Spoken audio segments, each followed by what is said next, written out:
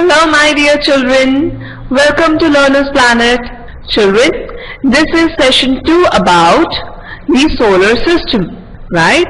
In the previous session, we studied about the sun, the 8 planets, the 12 planets, and also we studied about the solar system. And now we are going to study about stars and the moon. So children, if we look at the night sky, we see lots of shining, twinkling objects, right?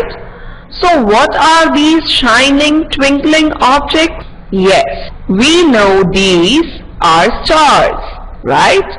Whenever we look at the night sky, we see lots of shining, twinkling objects which we call as stars, right? So we see beautiful shining stars in the night sky, right? But what are these stars made up of? Yes, let's see. Stars are the glowing balls of gases that spread out heat and light in space, right? So you can see here in the picture itself that they are the glowing balls of gases that spread out heat and light in space. So we define stars as the glowing balls of gases, right? Children, stars are actually huge, but because they are so far away, they look like tiny pinpoints of light to us, right? But actually, when we see these stars using an instrument called as telescope, we are used to see that they are very huge in size, right? So actually, the stars are very huge, but they are so far away that they look like tiny pinpoints of light to us, right? And they look like shiny twinkling objects. Alright children? So always remember that stars are not actually small, but they are huge glowing balls of gases that spread out light and heat in the space. So children, a study about some information which we get from the scientists, right? So these are some amazing information which we are going to study, right? Children, you must be knowing Yuri Gagarin. Who was he? Yes, he was a Russian astronaut and he was the first man to visit space. So children, Yuri Gagarin was a Russian astronaut and he was the first man to visit space. And what he did over there? Yes, he orbited the Earth in 108 minutes on board the Russian spacecraft known as Vostok, that is V-O-S-T-O-K. And that too in the year 1961, right? So in 1961, Yuri Gagarin orbited the Earth in 108 minutes on board the Russian spacecraft called as Vostok, right? So he was the first man to visit the space. And he was a Russian astronaut, right? Now let's see the another one. Yes, Neil Armstrong. Neil Armstrong was also an American astronaut and he was the first man to set foot on the moon, right? So Yuri Gagarin was the first man to visit space, but Neil Armstrong was the first man to set foot on the moon. And along with him, there were many other astronauts, right? Along with him were Edwin Aldrin and Michael Collins, and they were on the US spacecraft famously or popularly called as Apollo 11, right? So, along with Neil Armstrong, Edwin Aldrin and Michael Collins were also on the US spacecraft called as Apollo 11, right? Children, Armstrong and Aldrin landed on the moon on July 20th in the year 1969 in Eagle, right? Eagle is the moon rover, while Collins remained aboard the mothership, that is in Apollo 11, which was the US spacecraft. So children, these three were the very brave astronauts, and amongst these three, Neil Armstrong was the astronaut who was the first man to set foot on the moon, right? And Edwin Aldrin and Michael Collins also were with them on the US spacecraft Apollo 11, right? Now let's see one more example. Yes, Kalpana Chawla. Kalpana Chawla was an Indian astronaut, that is from our country, who became a US citizen and also visited space, right? So Kalpana Chawla was an Indian astronaut, but later on she became a US citizen and she also visited space. But sadly, she died on February 1st, 2003, when the space shuttle called as Columbia, in which she was traveling, right? So that space shuttle broke up while she was traveling with other astronauts, right? So total 7 astronauts were on the space shuttle which died, right? So total 7 astronauts were there who were on the space shuttle Columbia, right? And they died because of the space shuttle which broke up, right? So she died on February 1st in the year 2003. After that, who came after Kalpana Chawla? Yes, Sunita Williams, right? So Sunita Williams after Kalpana Chawla was also the astronaut who visited space. Alright children, so children, I hope that you enjoyed studying about the astronauts and knowing about the astronauts and their information. Now we will study about the moon. Children, what is actually the moon? Yes, a satellite is any free flying object orbiting the earth or any other planet, right? And the moon is the only natural satellite of the earth. Alright, so always remember that earth is our only living planet and the moon is the only natural satellite of the earth. But what is actually a satellite? Yes, a satellite is any free flying object which orbits the earth or any other planet. So a satellite always orbits the planets and the moon is the only natural satellite of the earth.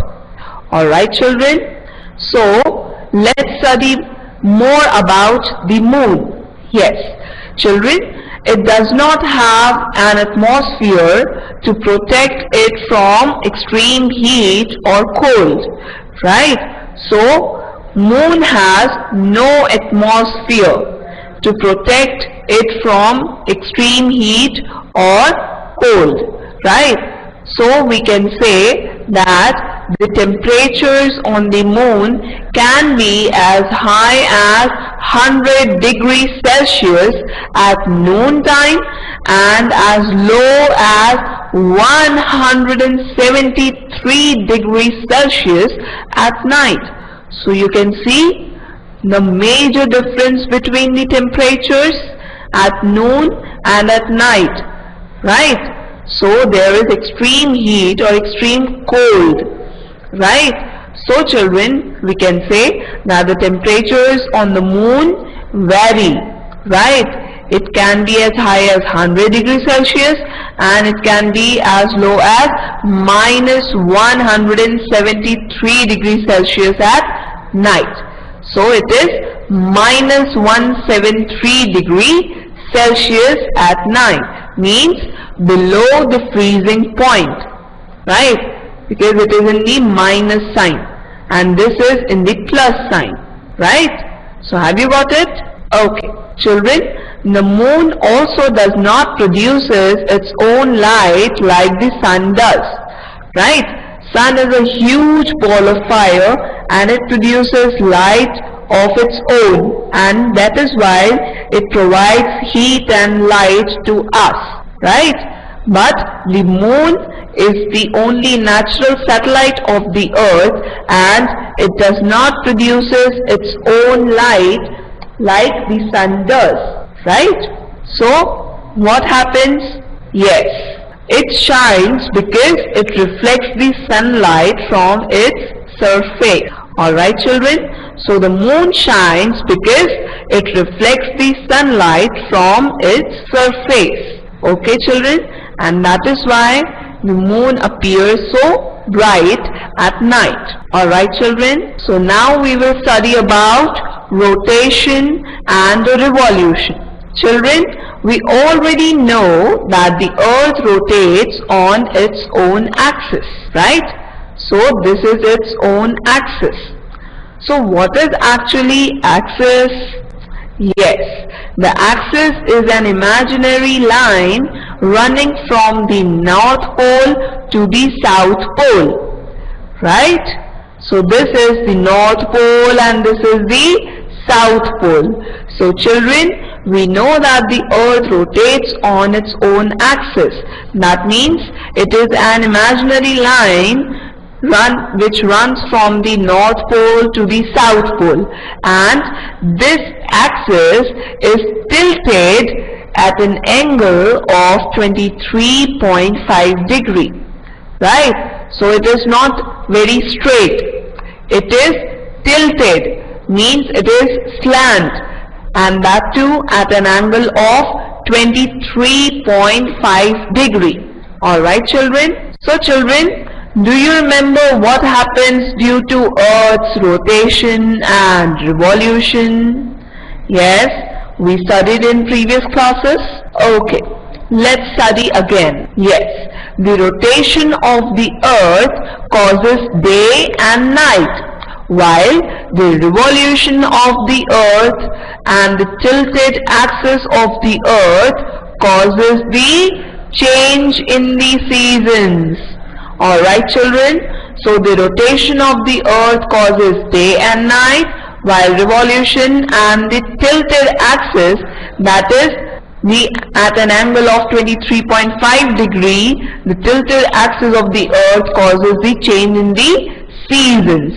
Alright children, so always remember this, rotation causes day and night and revolution causes change in the seasons. So children, that is why the earth takes about 24 hours to rotate once on its axis, right? So how much hours does it take? Yes, the earth takes about 24 hours to rotate once on its axis, and that is why we say that one day is 24 hours long. Alright children? Right children? So we can say that one day is actually 24 hours long because the earth takes about 24 hours to rotate once on its axis. So children, To complete one revolution around the sun, the earth takes about how many days? Yes, it takes about 365 and a quarter days, or we can say 1 year, right? That is why we say that there are 365 days in just 1 year, right? So to complete one revolution around the sun, the earth takes about 365 and a quarter days, or 1 year, right? Alright children, so is it clear to you? Alright, so children, finally we can say that 24 hours makes 1 day and 365 days makes 1 year. Children, there is another imaginary line around the earth which is called the equator. What it is called as? Equator, right?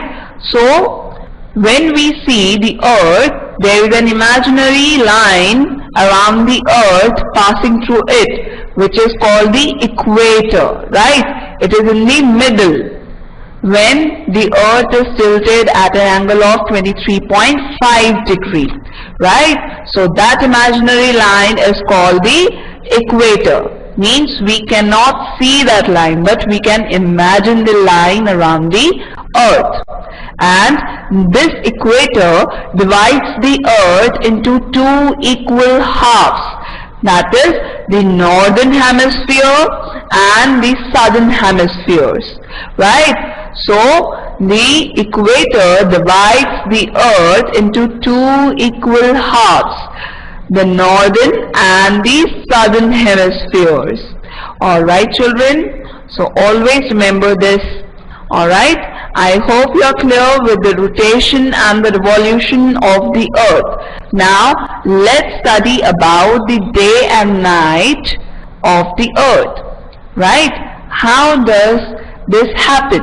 Children, when the earth rotates on its tilted axis, that is at an angle of 23.5 degrees Celsius, that is 23.5 degree, one half of the earth faces the sun, right?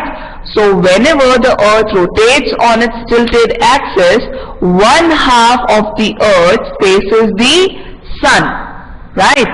And at the same time, we can say that the countries in the other half of the earth which are away from the sun have night time, right?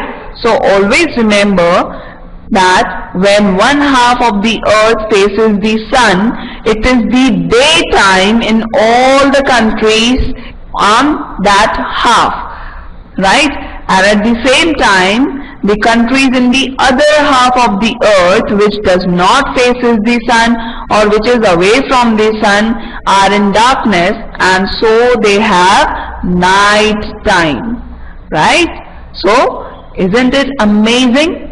Isn't it surprising, right?